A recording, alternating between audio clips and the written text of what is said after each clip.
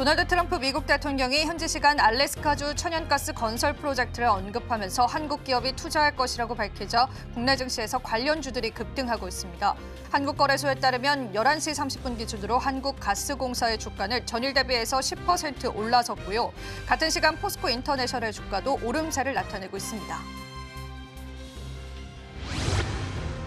세라믹 복합 소재 기업인 세노텍의 주가가 5일 오전부터 강세인데요. 인도 최대 기업인 화학 제조사에 원료를 공급한다는 소식에 매수세가 몰린 것으로 풀이되고 있습니다. 코스닥 시장에서 세노텍은 전거래일 대비해서 5.48% 올라섰고요. 이 회사의 주가는 장 전날보다 15% 상승하면서 오르기도 했습니다. 코스닥 상장사인 비보존제약이 5일 장 초반 강세를 나타내고 있습니다. 국산의 38호 신약이자 비마약성 진통제인 비보존제약의 어나프라주가 기술 수출을 통해서 중국 시장에 진출할 것이라는 소식에 매수세가 몰린 것으로 풀이되고 있습니다. 비보존제약은 전거래일 대비해서 8.17% 올라서면서 8,080원에 거래되기도 했습니다.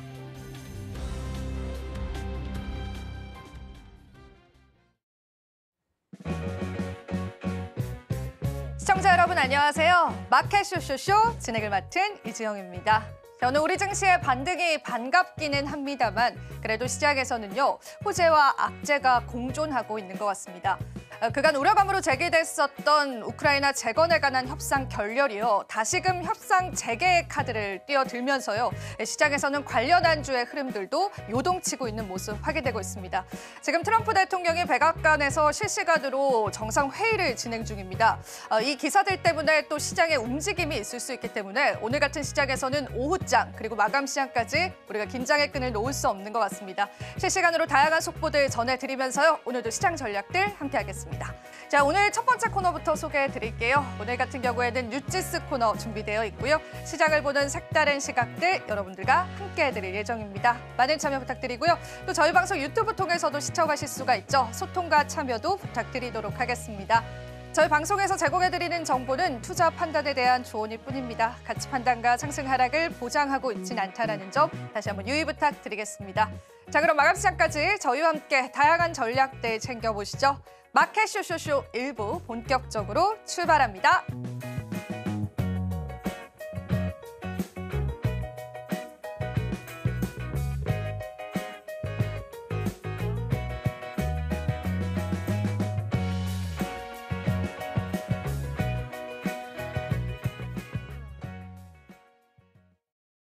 네, 오늘은 저희가 또 다양한 시장 이야기 실시간으로 준비를 했는데요. 네, 오늘은 장인투자클럽의 이창대 대표님 모셨습니다. 대표님 안녕하세요. 네, 반갑습니다. 네, 오늘도 저희 헤드라인 열어보고요. 또 바로 시장 이야기 좀 나눠보겠습니다. 첫 번째 헤드라인 열어주시죠. 자, 오늘 첫 번째 헤드라인은 역시나 관세 이야기입니다. 어제 오늘 관세 이야기로 굉장히 시장이 시끄럽습니다. 어떻게 보시는지 헤드라인부터 풀어보겠습니다. 네, 일단 우리가 이제 트럼프가 관세를 매길 것이다라는 것은 어느 정도 충분히 예측할 수 있는 그런 이벤트였는데 지금 각국에서 보복 관세가 나오고 있다는 점은 이거 생각보다 좀 앞으로 좀 장기화될 수 있다거나 이 관세로 인한 시장 충격이 더 커질 수 있겠다라는 생각을 불러오고 있습니다. 일단 이제 트럼프가 관세를 부과하겠다라고 했던 것도 이렇게 말만 하고 어느 정도 합의가 도출되면 실제로 그렇게는 하지 않겠지라는 이제 시장의 생각이 지배적이었고 저 역시도 그렇게 생각했습니다. 근데 이제 트럼프 역시도 이 부분을 어느 정도 이해하고 있다라고 저는 생각이 들더라고요. 보통 이제 협상 전략에서 내가 그렇게 할 것이다라고 하면 진짜 그렇게 할 거라고 믿어야 그게 효력이 있는데 시장 참여자들이 일기 정부 때를 또 알고 있다 보니까 뭐 말만 그렇게 하고 어느 정도 이제 합리적으로 하지 않을까 이런 생각을 했단 말이죠. 그래서 제가 이제 생각하기에는 트럼프 입장에서는 이러면은 협상 효력이 없는데 그러면 일단 실제로 관세를 부과를 해야 되겠다. 이렇게 좀 결론을 내린 것 같아요. 그러다가 이제 협상력이 좀 높아지고 실제로 내 니즈에 맞춘, 다시 말해서 미국의 니즈에 맞춘 전략들이라든지 그리고 각국 간의 이제 합의가 도출이 되면 그때 이제 관세를 다시 낮추거나 뭐 뒤로 미루거나 이런 식으로 취하지 않을까 액션을 좀 예상이 되고 있는 시점입니다. 지금 현재 상황에서 좀 놓고 보게 되면 캐나다 역시도 미국의 수입품에 이제 25% 관세를 이제 예고했고 중국 같은 경우에도 미국이 중국에다가 10% 플러스 10% 총 이제 20% 정도 관세를 추가로 물리겠다라고 하니까 즉각적으로 뭐 이제 히토류라든지 대두라든지 우리가 일기 정부 때 많이 거론이 됐었던 그런 이제 관세 보복 행태들이 나와주고 있다라고 보시면 될 것 같아요. 제가 봤을 때는 이제 향후 미국이라든지 캐나다가 진행하고 나서 멕시코 같은 경우에도 관세 보복 관련된 품목들이 이제 발표가 될 걸로 기대되고 있습니다. 한 10일 정도에 발표될 걸로 예정이 되어 있죠. 그래서 트럼프가 초반부에 이제 얘기했던 철강 알루미늄 관세, 그다음에 국가에 부과하는 관세부터 해가지고 향후 이제 산업들에 부과하는 관세까지 예정대로 진행될 가능성이 점점 높아지고 있다는 게 핵심 키워드일 것 같습니다. 과연 이제 국가들 간의 조율이 어느 정도 이루어지고 서로 간의 이제 관세가 잘 마무리가 됐으면 이제 좋겠는데 당분간은 이 충격이 갈 걸로 예상이 되고 있어요. 그리고 무엇보다도 이 상호 관세라는 충격은 결국 올 수밖에 없다고 봅니다. 서로 합의를 도출한다 하더라도 상호 관세가 이제 부과되기 시작하면은 사실 미국에서 관세적인 부분으로 이득을 취하고 있던 국가들은 결국 손해를 보는 거고 그런 관점에서는 다 같이 관세를 좀 낮추는 쪽으로 가자. 이런 방향성이 이제 가장 최종적으로 좋은 방향이거든요. 근데 과연 그렇게 될지 여부도 지금 당장으로서는 예측하기 어려울 것 같습니다. 장기적으로는 그렇게 될 가능성이 좀 높아 보이긴 합니다. 물가를 낮추기 위해서 각국에서 지금 혈안이거든요. 그래서 물가를 낮추기 위한 전략으로 상호 관세 역시도 각국들이 같이 이제 관세를 낮추는 전략 좀 취하지 않을까 기대를 해보면서 지금 현 시점에서는 관세로 인한 충격이 시장을 좀 압박할 것이다. 그로 인한 기대 인플레가 또 치솟아 오르는 모습도 보여줬었고 실제 물가로 좀 올라가는지 올해 이번 달이죠. 이번 달 12일, 13일 날 CPI랑 PPI 소비자 물가 지수랑 생산자 물가 지수가 발표가 되는데 그때 실제 물가가 어떻게 반응해서 움직여 주는지 여부도 좀 확인하고 그에 따른 이제 연준의 기준금리 결정이 더더욱 중요해질 것 같다 말씀드립니다. 네, 관세 전쟁이 본격화됐습니다. 지금까지의 타임라인을 보자면 캐나다와 또 멕시코의 관세는 사실화되면서 이제 부과가 시작이 됐고요. 캐나다도 보복 관세를 내세웠습니다. 물러날 생각이 없다라는 그런 이야기를 하면서 트럼프가 이에 따른 또 굉장히 비관적인 반응을 내놓기도 했었고요. 어제 중국 양회를 통해서 중국 측에서도 관세를 미국에 추가적으로 부과하겠다라는 발언을 했었죠. 자, 이 맥락만 보더라도 관세 전쟁은 좀 본격화되어 갈 것 같은데요. 여기에 따른 가장 큰 부작용은 인플레이션일 것 같습니다. 벌써부터 스태그플레이션 이야기 나오고 있고, 근데 이제 미국 재무부 측에서는 금리 인하가 또 우리의 목적 중에 하나다라는 이야기를 하면서 금리 인하 쪽으로의 압박을 보여주는 것 같긴 한데 이에 따른 연준의 스탠스도 궁금하기도 하고 정말 트럼프 행정부가 금리 인하를 사실화시킬 수 있을까? 그 부분에 관해서는 어떻게 생각하세요? 금리 인하는 이제 가능할 거라고 보고 있어요. 지금 결국 이 기조로 가게 되면 불경기는 올 수밖에 없다라고 저는 보거든요. 이미 불경기의 경기 지표들이 이제 불경기를 방향성을 가리키기 시작했고요. 이제 미국에서는 이 불경기를 인정해야 되는 단계가 이제 왔습니다. 제가 이제 거듭 말씀드렸듯이 이번 달 1월에 발표되는 지표들까지는 아마 준수할 것이다. 아마 오히려 더 좋을 수도 있다 말씀을 드렸습니다. 왜냐하면 1월 달에 발표되는 지표는 12월 달 자료를 발표하는 거거든요. 12월은 연말 특수라든지 그다음에 관세를 우려한 미리 땡겨서 쓴 소비들이 꽤 많았습니다. 증시도 좋았고요. 미국 같은 경우에 증시가 좋다라는 것은 국민들의 이제 퇴직연금이라든지 소득이 올라가는 효과를 가리키기 때문에 왜냐하면 퇴직연금이나 이런 부분들이 대부분 또 주식 투자에 이제 들어가 있거든요. 그래서 이런 점을 고려해 봤을 때는 소비가 늘어날 수밖에 없는 구조였습니다. 근데 이제는 증시도 꺾이기 시작했고 증시가 꺾이게 된 트리거는 역시나 2월 달부터 발표되는 올해 이제 자료를 발표하는 지수부터는 좀 어려워질 수 있다는 거죠. 그래서 올해 2월이나 3월부터 발표되는 경기 지표들은 살짝 삐걱대는 게 보일 것이다 말씀을 드렸고 실제로 지금 삐걱대고 있습니다. 3월 4일 날 이제 발표됐던 ISM 제조업 구매 관리자 지수 같은 경우에도 다운되기 시작하는 모습, 하락하는 모습을 보여주기 시작했고요. 다른 경기 지표들 역시도 뭐 고용 지표라든지 각종 지표들이 안 좋게 나오기 시작할 겁니다. 지금 그 유명한 우리가 흔히 짤이라고 얘기하죠. 일론 머스크가 이제 전기톱 들고 사람들 이제 해고한다라고 하는 그런 이제 장면들도 많이 돌아다니고 있어요. 그것만 보더라도 지금 막대한 이제 인력들이 해고당하고 있는 시점이고 경제 효율부 수장으로서 어떻게 보면은 이제 빠져나가고 있는 공중에 이제 좀 버려지는 돈들을 회수하겠다라는 겁니다. 일전에 한번 이제 미국 입장에서도 발표하는 것들을 봤어요. 예산안 삭감한 것들을 봤는데 제가 보기에도 좀 기가 막힌 부분들이 많더라고요. 뭐 무슨 어느 나라인지 갑자기 기억이 안 나는데 어느 나라 콘돔 지원하는데도 막 천문학적인 돈을 지원하고 또 어디에 뭐 무슨 돈 쓰고 하는데 야, 저 성전환 수술 비용을 대주고 뭐 이런 것들이 많더라고요. 근데 상식적으로 제가 느꼈을 때 저런 데다 저렇게 돈을 쓰는 게 맞나? 저는 이렇게 좀 제가 생각을 해봐도 좀 그랬습니다. 그래서 지금 현재 시점에서 그런 좀 어찌 보면은 빠져나가고 있는 돈들을 다 이제 삭감해버리고 경제적으로 효율을 추구하겠다라는 겁니다. 어찌 보면 그렇게 됐을 때는 적자를 보고 있던 부분들도 많이 메꿀 수가 있게 되겠고요. 나중에 이제 가게 되면은 결국 지금 트럼프가 내세우고 있는 건 지금 그 발표하는 거에서도 얘기했지만 에너지 공급을 늘리겠다라고 얘기했습니다. 당선되자마자 이제 파리기후 협약을 탈퇴했고 그리고 현재 알래스카 쪽에서도 LNG 공급이라든지 지금 가스관 쪽으로 개발을 진행하고 있는 상황이기 때문에 좀 진척이 되고 있는 상황이죠. 우리나라도 참여를 하려고 하고 있고요. 그런 관점에서 이제 우리가 보게 되면 에너지 공급을 적극적으로 늘릴 것이기 때문에 관세를 뭐 전부는 아닐지라도 일정 정도 상쇄시킬 수 있을 거라고 보고 있습니다. 잠깐 제가 이제 차트를 보여드리겠는데요. 차트를 이제 보시게 되면 상품 시세를 봤을 때 유가 자체가 정말 빠르게 내려가고 있는 모습을 확인할 수 있습니다. 날이 갈수록 이제 좀 신저가를 보여주고 있고 계속해서 하락하는 모습을 보여주고 있거든요. 그래서 우리가 이제 이런 유가 하락을 좀 확인해 본다라고 했을 때 이렇게 가다가는 정말 65불도 깨지지 않을까 이렇게 생각이 들어요. 23년도, 24년도 불경기 모멘텀이 확산됐을 때 강력한 불경기가 장악했을 때 최저가 수준이 65불 근처였거든요. 근데 이제 65불 근처까지 거의 다 왔고요. 이제 65불 아래로까지도 떨어질 가능성이 있습니다. 트럼프가 취임하고 나서부터 유가는 연일 이제 하락하는 대세 하락을 보여줬고 앞으로도 더 떨어질 가능성이 높다라고 보고 있어요. 에너지 공급을 앞으로 더 늘리겠다라고 했으니까요. 그런 관점에서는 관세로 인한 물가 충격이 좀 올 수는 있겠으나 장기적으로는 물가 상승이 그렇게 우리가 생각했던 것만큼 강하지는 않을 것 같다. 저는 좀 이렇게 내다보고 있고요.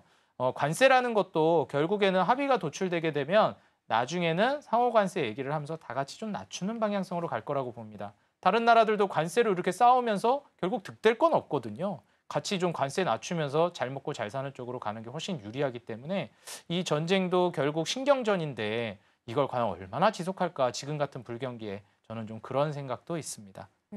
결과적으로는 이제 시장의 시나리오는 긍정적으로 풀릴 것이다라고 보고 있는데요. 최근에 그래도 국내 증시를 보면은 이제 저희가 물론 지난주에는 굉장히 시장의 낙폭이 컸었는데 오늘 같은 경우에는 또 크게 낙폭은 하지 않고 오히려 상승 기조를 보여주고 있잖아요. 그런데 반면에 뉴욕 증시가 굉장히 전망이 안 좋습니다. 스태그플레이션 우려감도 있고 JP모건이라든지 모건 스탠리 측에서도 S&P 500 지수에 관한 목표치를 하향하는 모습도 보여지고 있는데 국내와 이제 뉴욕 증시와의 상관관계도 지금 시점에선 좀 엮어볼 필요가 있을 것 같아요. 다른 기조를 보이는 이유가 있을까요? 일단 크게는 두 가지 측면으로 볼 수 있을 것 같습니다. 우리나라가 선제적으로 기준금리 인하를 했다라는 점이 있어요. 여기에서 이제 미국과의 기준금리 격차가 있기 때문에 외국인들이 빠져나가고 그로 인한 이제 환율 방어가 어려워지는 그런 측면을 우리가 좀 우려했던 것인데 사실상 이제 최근에 미국이 이렇게 관세를 발효하면서 전체적으로 어려워지는 국면이 예상되다 보니 달러 인덱스가 급격하게 떨어지는 모습을 보여줬습니다. 이 강달러 기조가 끝나다 보니 이렇게 되면은 사실 환율 방어가 어느 정도 됩니다, 사실. 왜냐면은 달러가 이제 강세가 좀 약해지는 거니까 결국 상대적으로 환율이라는 건 상대적인 개념이잖아요. 그래서 원화 가치가 좀 떨어질 줄 알았는데 오히려 나름 선방을 해주고 있어요. 환율적인 부분도. 심지어 금리 인하를 했기 때문에 거기에 따라서 이제 시장이 회복되는 기대감을 가져갈 수도 있습니다. 그래서 미국이 지금 현재 낙폭을 크게 보여주고 있는 거에 비해서 한국은 나름 꽤나 선방해주고 있다라고 보여주고 있고요. 그리고 이제 또 한 가지 측면은 우량주와 이제 중소형주의 낙수 효과 측면에서 저는 바라볼 수 있을 것 같습니다. 한국 같은 경우에도 증시가 회복되기 시작할 때는 코스피라든지 우량주들 위주로 먼저 움직임이 나와주고 그다음에 전체적인 시장 충격이 나온 이후에는 그동안 가지 못했었던 중소형주들이 강력하게 이제 뒤이어서 올라가 주거든요. 미국이 우량주나 코스피라고 본다면 우리나라 같은 경우에는 상대적으로 코스닥이나 이제 중형주 정도에 해당한다라고 볼 수 있을 것 같아요. 그래서 먼저 뭐 예를 들면 우량주나 코스피에서 큰 돈들이 들어오고 거기에서 차익 실현한 물량들이 시장에 쏟아져 나옵니다. 그 다음으로 향하는 곳이 중소형주들이에요. 이런 이제 낙수 효과를 기대해 볼 수 있거든요. 결국 이제 강달러 기조가 끝나고 약달러 방향성으로 가게 된다라고 하면 주변국들은 이제 수혜를 볼 수 있습니다. 거기에 더불어서 불경기 모멘텀으로 기준금리 인하까지 이제 작용을 해야 하는데 트럼프가 뭐 앞서서도 말씀해 주셨지만 적극적으로 금리 인하를 유도하고 있어요. 결국 이제 연준에서는 잠시 이제 관세 우려 때문에 금리 동결을 해서 고금리를 유지할 수는 있겠으나 실질적으로 이제 국채 금리를 다운시키는 쪽으로, 실질 금리를 내리는 쪽으로 트럼프가 계속 유도를 하고 있거든요. 그래서 이런 점들을 좀 고려해 봤을 때는 금리적인 측면, 그리고 추가적으로 상대적으로 한국 같은 경우에는 정치적인 리스크들도 있었기 때문에 다른 국가의 증시들이 올라갈 때 너무 못 간 경향이 있습니다. 그런 저평가 매력도도 있고 또 세금적인 혜택도 있다 보니 충분히 외국인들이 한국을 선택할 만한 메리트가 있다라고 보여져요. 이전부터 말씀드렸듯이 미증시가 꺾이기 시작하면 그 이후에는 한국 증시가 주인공이 될 가능성이 높습니다. 마지막으로 좀 이제 이건 우스갯소리인데 한국 투자자들이 정말 많이 미국으로 넘어갔거든요.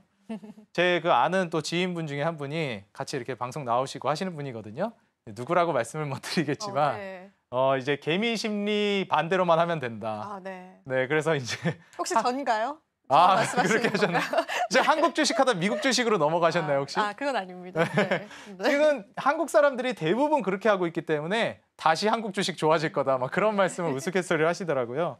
좀 우프긴 한데 저는 실제로도 이제 한국 주식이 다시 강세를 보일 거로 보고 있고 미국 증시는 그럼 앞으로 안 좋을 것이냐? 그렇게 보지는 않아요. 우량주나 이 그 코스피의 장점이 뭐겠습니까? 장기적으로 보면 또 다시 올라간다는 거예요. 결국 시장에 충격이 와도 저는 미국 증시는 또 다시 어차피 올라간다고 봅니다. 다만 어떻게 미국만 항상 주인공이 되겠어요. 주인공이 못 됐던 한국 같은 경우에도 주인공이 되는 시점은 옵니다. 그게 이제 지금이라고 저는 보고 있는 거예요.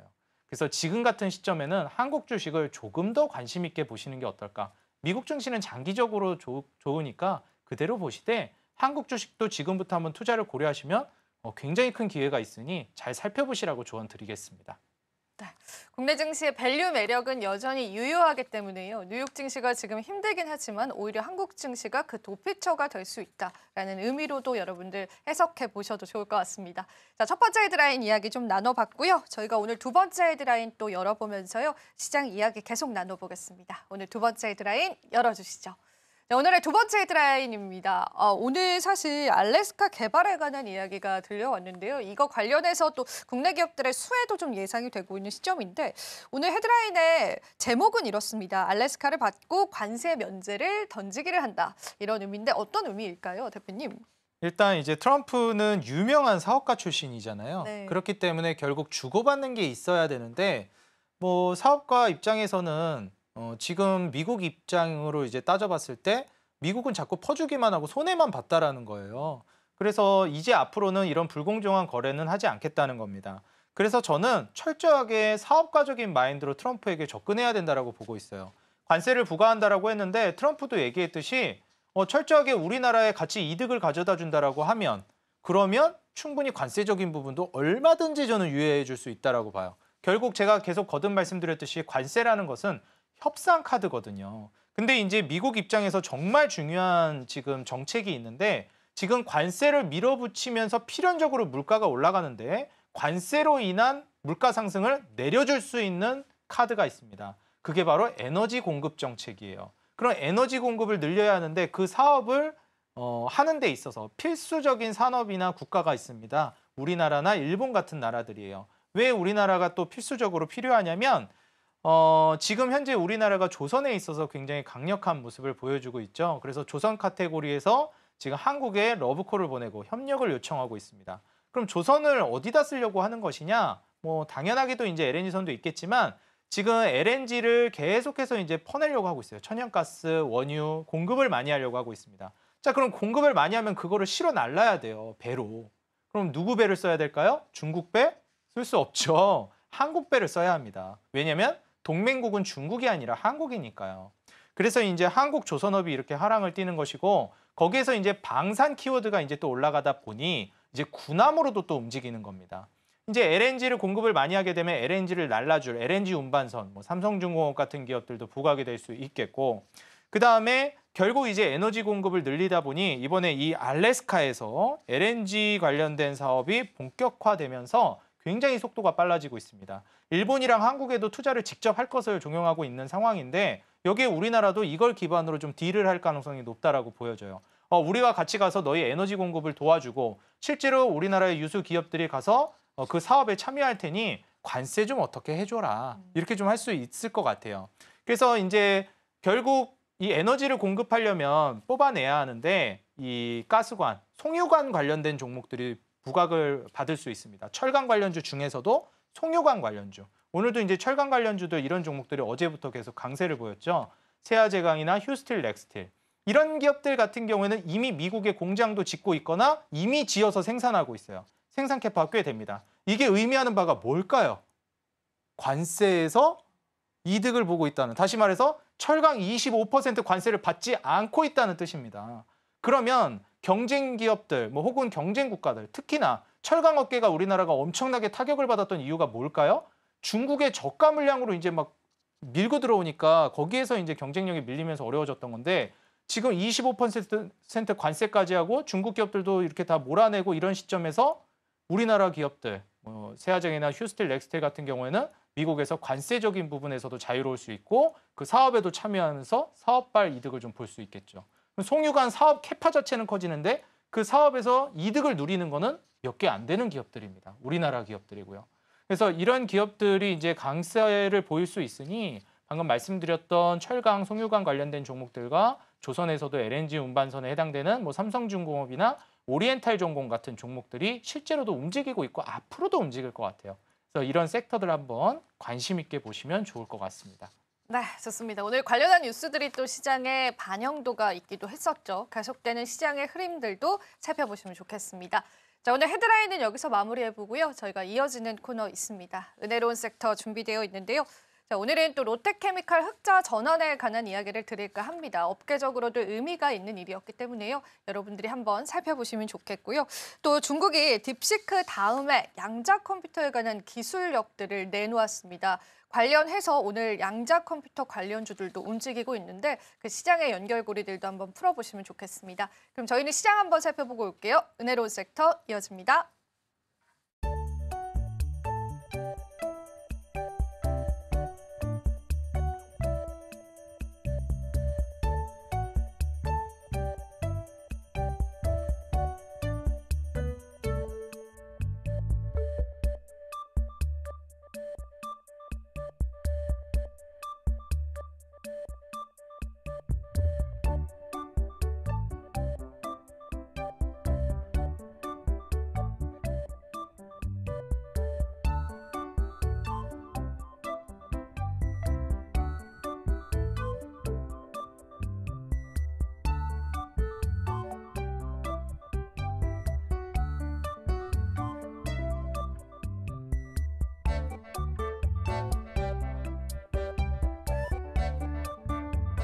네, 은혜로운 섹터 장은희입니다. 오늘 롯데케미칼이 시원하게 불기둥을 그리고 있죠. 어떤 이야기였는지 살펴보도록 하겠습니다.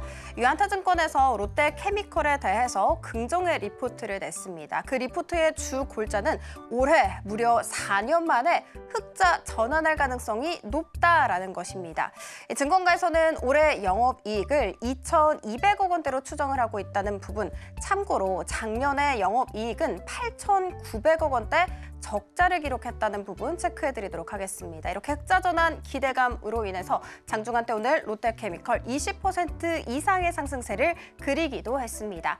자, 그러면 증권가에서는 왜 흑자 전환이 기대된다라고 보고 있을까? 크게 이유는 두 가지로 꼽을 수가 있습니다. 먼저 첫 번째는요, 석유 화학 제품을 만드는 필수 원료가 에틸렌인데 이 에틸렌의 증설 규모가 축소되면서 가격이 안정화를 보이고 있기 때문입니다. 2022년에 1,000만 톤을 넘어섰었던 증설 규모가 2024년에는 600만 톤대까지 줄어들었고요. 그리고 올해 같은 경우에는 무려 280만 톤까지 더 급격하게 쪼그라들 것이라고 보고 있습니다. 이렇게 공급이 좀 줄어들게 되면 가격은 올라가겠죠. 즉 롯데케미칼 입장에서는 더 높은 가격의 제품을 판매하는 것이 가능해집니다. 자, 그리고 두 번째 이유는요, 나프타 원가의 하락이 예상되고 있기 때문입니다. 여기에서 나프타라는 것은 원유로부터 얻을 수 있는 가장 기본적인 원료 중 하나인데 롯데케미칼은 이 나프타를 제품을 생산할 때 사용을 하고 있습니다. 자, 그러면 나프타 원가는 왜 떨어질 것으로 예상이 될까? 러우 전쟁 종전 기대감이 모이고 있기 때문입니다. 종전이 되게 된다면 러시아에서 원유 수출을 확대를 시키겠죠. 공급이 많아지면 가격은 떨어집니다. 원유 가격과 나프타 원가 하락으로 이어질 수 있다는 부분 체크해드리도록 하겠습니다. 자, 그리고 그뿐만이 아니라 러시아 블라디보스토크에서 동해로 직접 원료를 들여올 수 있는 길 역시도 열릴 것으로 예상이 되고 있기 때문에 운송 비용 절감 효과까지 노려볼 수 있습니다. 여러 가지 유리한 상황이 굉장히 많이 조성되어 있다라고 정리가 가능하겠죠. 자, 그렇지만 긍정적인 부분만 있는 것은 아닙니다. 롯데케미컬 같은 경우에는 여전히 꾸어들인 돈이 상당히 많은 상황입니다. 2024년 말 기준으로 봤을 때 롯데케미컬의 순차입 규모 살펴봤더니 6조 9천억 원 정도를 기록하고 있었습니다. 재무적으로 상당히 부담스러울 수밖에 없겠죠. 이 부담을 좀 줄이기 위해서 일부 투자 자산을 매각할 계획도 꺼내놨습니다. 자, 그리고 거론되고 있는 자산은 두 가지. 인도네시아 라인 프로젝트 지분을 100%에서 51%로 줄이고요. 롯데에너지 머티리얼즈의 지분 역시도 53%에서 47%가량 축소할 것이라고 밝혔습니다. 자, 이렇게 지분을 축소해서 팔은 돈으로 무엇을 할까? 9,200억 원 규모의 차입금을 상환할 것이라고 밝혔습니다. 자, 이런 이야기 속에 지분이 좀 줄어들다 보니까 유한타증권에서는 목표 주가를 22만 원에서 20만 원으로 하향 조정을 했습니다만 흑자 전환 기대감이 있기 때문에 여전히 투자 의견은 매수로 유지를 했다는 부분 알려드리도록 하겠습니다. 자, 그리고 두 번째 이슈로 들어가 보도록 하겠습니다. 슈퍼컴퓨터보다 무려 1000조 배 빠른 양자 컴퓨터가 개발됐다는 소식이 들어왔죠. 자, 개발한 곳은 어디일까? 중국 과학기술대학 연구팀이었고요. 이 개발된 시제품의 이름은 쭈층즈 3호입니다. 중국 매체에 따르면 지난 10월에 구글에서 발표했었던 양자칩의 윌로우보다도 무려 100만 배가 빠르다고 주장을 하고 있습니다. 뿐만이 아니라 이번 개발로 인해서 중국이 글로벌 양자 컴퓨팅 경제에서 굉장히 중요한 이정표를 세웠다라고 자찬을 하고 있는 상황입니다. 이렇게 중국은 AI에 이어서 양자 컴퓨터에도 대대적인 투자를 아끼지 않고 있는 상황이었습니다. 중국이 양자 기술에 투자한 금액은 150억 달러라고 하는데 하나로 22조 원이 더 됩니다. 같은 기간 미국이 투자한 금액은 38억 달러로 추정되기 때문에 미국보다 중국이 무려 4배 정도 더 많은 돈을 투자를 한 것이죠. 자, 이렇게 미국과 중국 간 양자 기술을 놓고 패권 경쟁 치열하게 전개가 되고 있는 사이에 글로벌 빅테크들 역시도 시장을 선점하기 위해서 발빠르게 움직임 보이고 있습니다.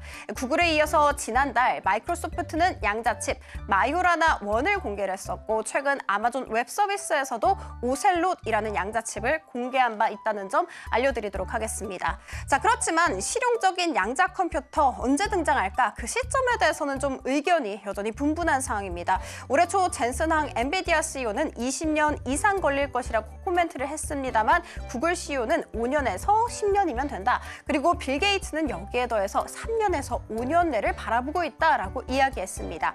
자, 언제가 됐든 그 시점은 계속해서 앞당겨지는 추세라는 것을 해석을 해볼 수가 있고요. 이 같은 이야기 속에 ICTK는 상한가 안착 후에 거래가 되기도 했습니다. 왜냐하면 보안칩 출시와 양산 시작했다라는 소식이 함께 붙었기 때문이죠. ALT 같은 경우에는 23% 이상, 코이버 같은 경우에도 20%까지 상승세를 그리긴 했습니다만 장 초반 대비해서 상승분은 ALT와 코이버 나란히 반납하고 있는 중이라는 점 체크해드리면서 국내 테마 탑3로 들어가 보도록 하겠습니다. 자, 우크라이나 재건과 건설 기계로 준비가 됐습니다. 미국과 우크라이나의 광물 협정이 임박했다라는 소식이 들어왔죠. 양국 정부는 이르면 현지 시간 4일에 체결할 것으로 보고 있습니다. 대동 기여는 19% 이상, 대동 같은 경우에도 9% 이상 날아오르는 모습 보였습니다. 건설 살펴보도록 할게요. 유한타증권에서 긍정의 리포트를 냈습니다. 원가율 개선에 따른 이익 회복이 기대된다라는 것이 주 골자였고요. 뿐만이 아니라 서울의 월별 누계 건축 허가 면적이 5개월 연속 증가세를 보이고 있는 부분도 상승 재료가 됐습니다. HDC 현대산업개발과 대우건설 같은 경우에는 5에서 6%대 상승세를 보이기도 했습니다. 마지막은 화장품입니다. LS증권에서 긍정의 리포트가 나왔습니다. 미국 경쟁 심화되고 있다. 그럼에도 불구하고 K뷰티는 흥행이 지속될 것이다 라는 전망이었습니다. 그리고 다이소와 올리브영 위주의 성장은 올해도 이어질 예정이기 때문에 ODM 업체들 수익 꾸준히 받아갈 수 있다라고 이야기했습니다. 한국콜마와 인그루드랩, 클리오 나란히 3에서 4%대 상승세를 보이기도 했습니다. 자, 지금까지 은혜로운 섹터 함께 살펴봤습니다. 이어지는 오이슈 시간에는요. 한미 실무 협의 협의체에 대해서 이야기해볼까 합니다. 이러면 당장 다음 주에 가동될 것이라고 알려졌는데 여기서 어떤 부분이 논의가 될지 궁금하시죠? 자, 그러니까 다음 코너도 기대하쇼쇼쇼.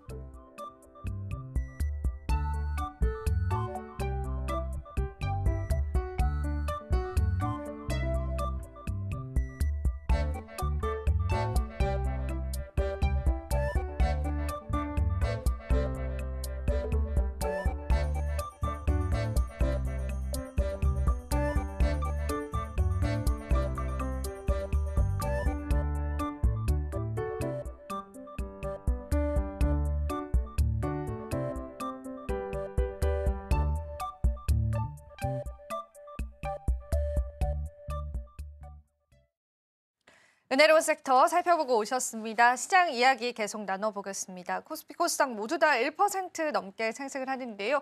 오늘 시장은 또 어떻게 보고 계신지 대표님과 이야기 나눠볼게요. 대표님 또 시장 한마디 해주시죠. 네, 저는 이제 지금 같은 시장에서는 생존 기업에 투자하라 이렇게 좀 말씀을 드리고 싶습니다. 아무래도 이제 시장이 좀 어려울 때는 투자할 만한 기업이 별로 없어요. 제가 이제 시장이 좋을 때 같은 경우엔 먹을 반찬이 많다 이렇게 말씀을 드리고 시장이 안 좋을 때는 먹을 반찬이 없다 이렇게 우리가 보통 평가하지 않습니까? 네.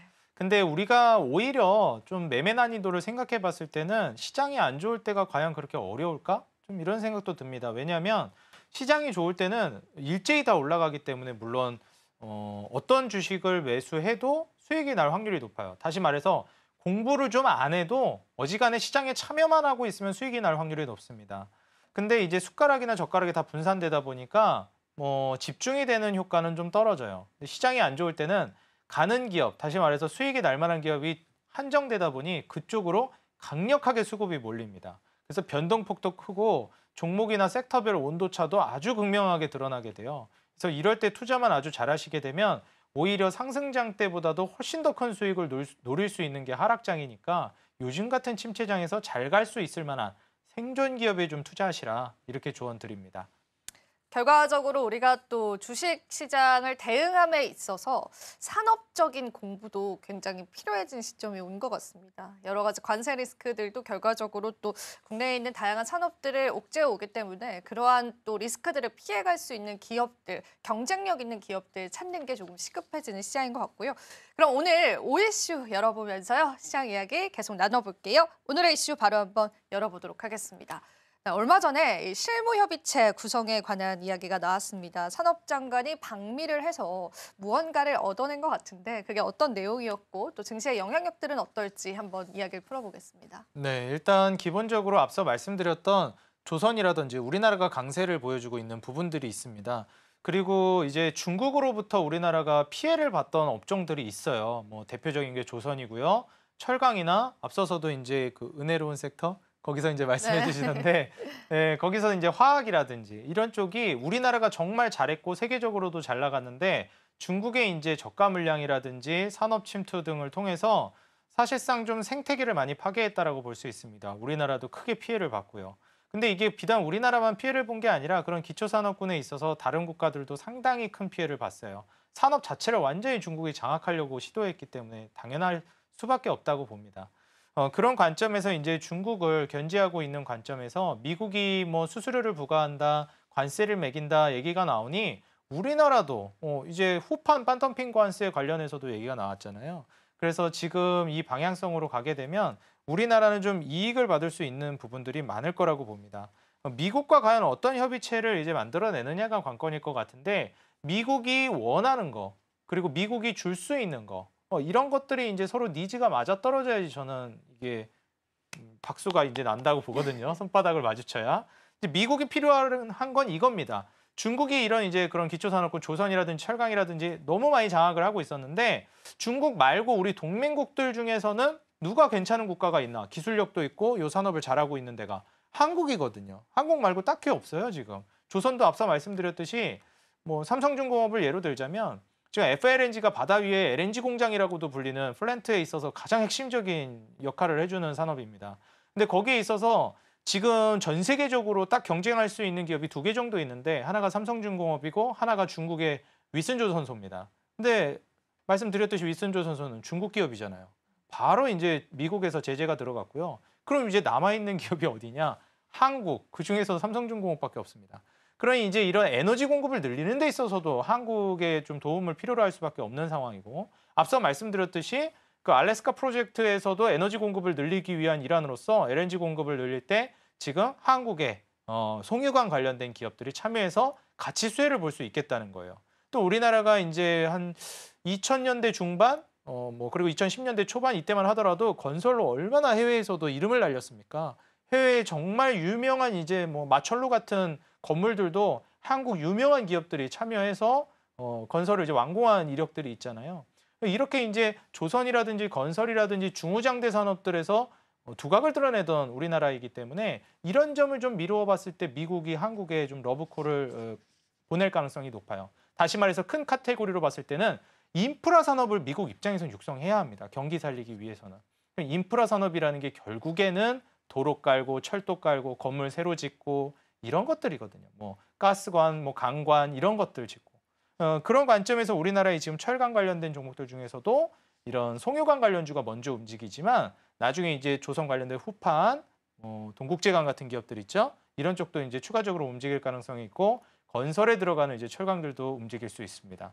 더불어서 이제 조선이라든지 미국에게 이제 좀 이득을 가져다 줄 수 있을 만한 니즈를 충족해 줄 수 있을 만한 이런 산업군은 앞으로도 수혜를 받을 가능성이 높으니까 특히 철강과 조선 같은 경우에는 좀 집중적으로 좀 살펴보시는 게 좋을 것 같다. 저는 좀 조언을 드리고요. 더불어서 이제 그 미국하고 우크라이나가 조금 마찰이 있긴 했지만 회담에서 다시 또 우크라이나가 어떻게 하겠습니까? 좀 숙이고 들어갈 수밖에 없는 힘이 없으니 어쩔 수 없잖아요. 트럼프나 이제 미국 쪽에서도 지금 현 시점에서는 전쟁 지원을 이제 중단하겠다, 군사비 지원도 중단하겠다 이런 얘기를 하다 보니 좀 이렇게 숙이고 들어가는 것 같습니다. 그래서 그런 관점에서 봤을 때는 이제 결국에 좀 마찰은 있을 수 있으나 최종적으로는 종전으로 가게 될 수밖에 없다고 저는 봐요. 그런 관점에서 이제 종전 재건 관련된 기대감으로 건설기계 쪽도 이제 수혜를 크게 받을 수 있으니까 건설기계 정도까지. 제가 이제 항상 요 서울경제TV 나온 초반부에 말씀드렸죠. 맨 처음에 1단계 반도체가 가고 2단계 제약바이오, 마지막 3단계 피날레에서 중후장대 산업, 경기민감 업종이 간다. 지금 말 그대로 되고 있습니다, 여러분들. 철강, 지금 각종 조선, 순서대로 다 가고 있죠. 나중에 자동차도 갈 거예요. 두고 보세요.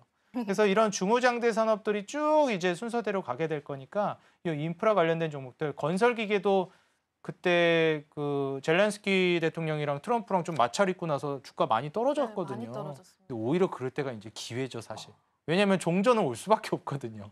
그럼 이제 오히려 그런 마찰이 있을 때마다 저가 매수 기회라고 보시면 되고요. 종전을 이제 내다본다라고 했을 때는 지금 또 반등을 해주고 있는 시점이던데 건설기계 쪽도 같이 좀 보시면 좋을 것 같다 말씀드립니다. 네.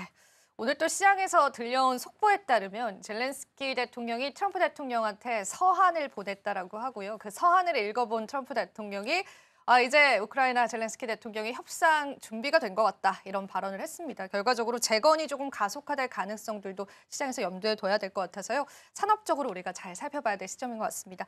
마지막으로 대표님 저희 또 오후장 전략 짧게 한마디 좀 들어보고요. 보내드려보겠습니다. 일단 지금 현재 시점에서 미국 증시가 많이 흔들리고 있기 때문에 네. 우리나라 역시도 불안할 수밖에 없습니다. 그렇지만 지금 현재 이 변동성이 끝나고 나서는 충격을 빨리 이제 강하게 받느냐 아니면 질질 끌면서 오랫동안 받느냐 이거를 좀 고민해 봐야 되는데 저는 매도 빨리 맞는 게 낫다라는 얘기가 있잖아요. 좀 강한 충격이 오더라도 오히려 이렇게 빠르게 전개되는 게 더 좋다고 봅니다. 이렇게 빠르게 전개되는 과정 안에서 충격을 빨리 느끼고 그 다음에는 이제 정말 놀라운 호황장이 기다리고 있을 거예요. 그럼 도대체 이런 폭락장 언제부터 우리가 과감하게 베팅해도 되고 본격적으로 투자를 해도 되겠습니까? 라고 물어보신다면 현재 스태그플레이션 우려로 시장 충격이 있을 거예요. 있으면서 미국이 이걸 인정할 겁니다. 그러면서 빨리 이걸 살려야 됩니다. 라고 하면서 기준금리가 빠르게 내려가기 시작할 겁니다. 그때부터 본격적으로 좀 공격적으로 투자하셔도 되니까 그 전까지는 좀 몸을 사리면서 좀 소극적으로 좀 중간 정도의 공격성을 투자하면서 진행하시라 조언을 드리겠습니다. 네, 좋습니다. 오늘도 대표님과 다양한 이야기 나눠봤습니다. 대표님 오늘도 도움 말씀 고맙습니다. 네, 감사합니다.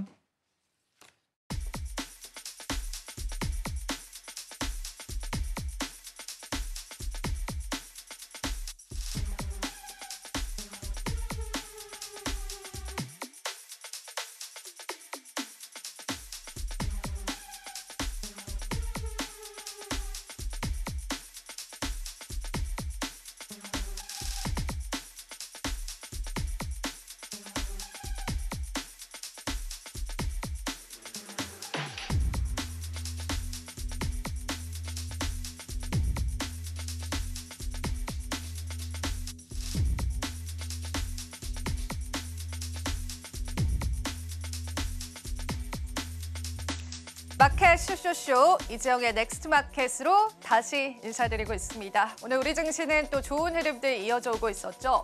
어제의 악재가 오늘의 호재가 되는 모습까지도 확인을 하고 있는데요. 그만큼 시장의 다양한 뉴스들을 발빠르게 소화해야지만 이 시장을 이겨내 가실 수 있을 것 같습니다. 그래서 저희가 또 한 발 앞선 투자를 위해서요. 오늘도 넥스트 마켓 이야기 준비를 해봤습니다. 내일 있을 중요한 일정들도 있더라고요. 세 가지 키워드로 준비가 되어 있기 때문에요. 바로 한번 이야기 나눠보겠습니다. 내일 같은 경우에는 EU의 긴급 정상회의가 있습니다. 미국 도널드 트럼프의 행동에 따라서 EU 측에서 또 새로운 의견들이 나오고 있는데요. 그 부분에 따른 시장의 영향도들 같이 한번 풀어볼 예정이고요. 또 한국 같은 경우에는 2월 달 CPI 지표가 발표가 되기 때문에 최근에 금리 인하 기조를 이어갔던 한국은행 측의 또 시장 반응들도 살펴보셔야 될 것 같습니다. 또 우주항공 관련한 일정도 있습니다. 미국의 민간 탐사선이 달 착륙에 성공을 했고요. 본격적으로 얼음이 있느냐를 탐사한다라고 하니까요. 우주항공 관련주들 오랜만에 또 시장에 들썩일 수 있다는 거 체크해 보시면 좋겠습니다. 자, 그렇다면은 EU의 긴급 정상회의 이야기부터 좀 나눠보도록 할까요? 어떤 내용들을 골자로 하고 있는지를 살펴볼 텐데 이번 긴급회의에서는요. 유럽 국가들의 방위비 증액에 관해서 이야기를 나눌 예정입니다. 지금 미국의 행보를 보고 있자면 유럽 국가들 역시도 방위비 증액은 불가피하다라는 게 시장의 반응이기도 했었잖아요. 그래서 사실상 이와 관련한 관련 기업들이 우리 시장에서 상승을 나타내기도 했었습니다. 어떤 내용일지 조금만 더 자세히 한번 살펴보겠습니다. 방위비 같은 경우가 8천억 유로가 증가될 예정인데요. 이게 한화로는 1,200조가 넘어가는 그러한 수치다라고 보시면 되고요. GDP 1.5%가 인상될 경우에 4년간 총 500억 원의 유로를 확보하게 됩니다. 한화 같은 경우는 약 1,000조 원 가량을 확보한다고 보시면 되고요. 나토 회원국이 지금 27개국이 있는데요. 그중에 23개국의 국방비 평균이 GDP의 1.99% 수준입니다. 그런데 이제 추가적으로 증액을 하게 된다면 3.5%까지 상승할 것으로 전망을 하고 있습니다.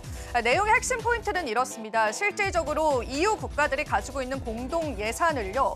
각 나라들이 방위비를 증액하는 데 사용하게끔 허용한다라는 거고요. 방위비 증액을 위한 대출 역시도 그 규제를 대폭 완화한다라는 내용들이 포함이 되어 있습니다.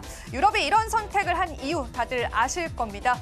일단 유럽 자체적으로 이러한 또 방산에 관한 협업들을 계속 이뤄나가야 하는 시점이고요. 실제로 내일 관련한 회의가 결정이 될 예정입니다. 3월 6일 특별 정상회의에서 원칙적인 합의가 이루어지고요. 그에 따라서 유럽의 방위비 증액은 본격적으로 일어나게 됩니다.